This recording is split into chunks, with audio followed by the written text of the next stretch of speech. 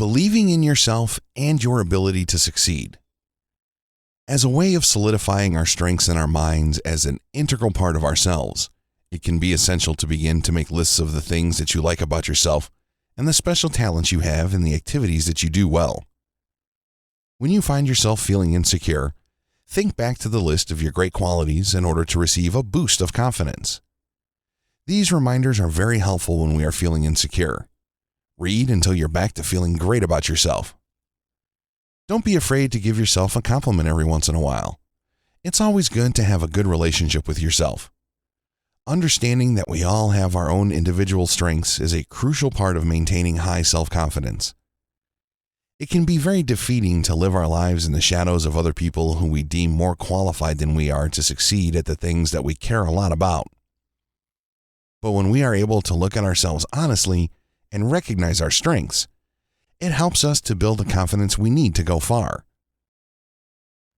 Sure, we all hate it when other people are too full of themselves. Sure, they might have a few strengths, but when they think the entire world revolves around them and nobody else can compare, it can be very off-putting. But see, there is a secret behind that inflated ego that they don't want anybody else to know about. Behind every narcissist is a very insecure and scared person who feels as if they will never measure up to the people around them. In fact, you probably have more genuine self-worth than the people who brag all the time have. Even if they really pull off the facade and act very self-interested and entitled, there is something fundamental lacking in them. They are not generally happy and satisfied people, and those who are and just act immodestly are few and far between.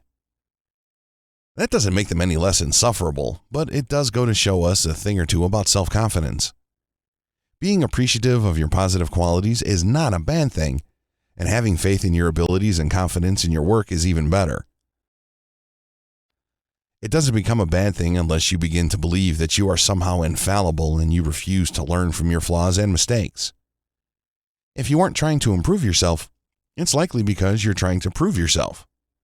And people who are too focused on proving themselves can never be truly happy. The only person you have to prove yourself to is you. That's the only way you will ever truly feel satisfied in life. Once you know what your flaws are, you will be able to build them into strengths. It's good to realize that you're not perfect. If you don't, you stay stuck in a rut. Also, it's good to realize that being imperfect isn't the end of the world. It's simply an opportunity to improve. On the other side of the coin, you are born with strengths and a natural ability to move forward in the direction you feel the most passion. When you know your strengths and you know what you're good at, do whatever you can to learn as much about your passions as possible. Before you know it, you will be able to hone your craft and will honestly be able to look at yourself and say, I am very good at this, without sounding like you are bragging to yourself. Because you know how true it is, and it's very likely that other people will know how true it is as well.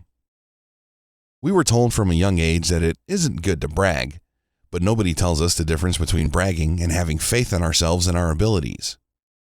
We should do our best to stay in touch with our strengths and move forward rather than getting stuck in a rut because we have lost sight of the things that make us proud to be who we are. Learning as much as you can is a great way to improve your confidence and feel more capable. No matter what it is that you are learning about, it gives us a sense of purpose to have a better understanding of the world around us. Not only are we better motivated, but it will help us to succeed more easily than we might think at first. When the brain is focused on one specific problem or goal, the way it processes and filters information becomes a little bit different. Instead of storing it away as irrelevant or simply whimsical or interesting, our brain puts a new spin on the information we feed to it. The brain takes a piece of information and determines how it can be applied to the project or goal that we are working on. We suddenly begin to see solutions and connections where we didn't see anything at all before. Our brain works for us to connect information and help us to use it to solve problems and expand the possibilities of the task in hand. The things we are capable of as human beings are extraordinary, and we have a very wonderful asset right at our fingertips.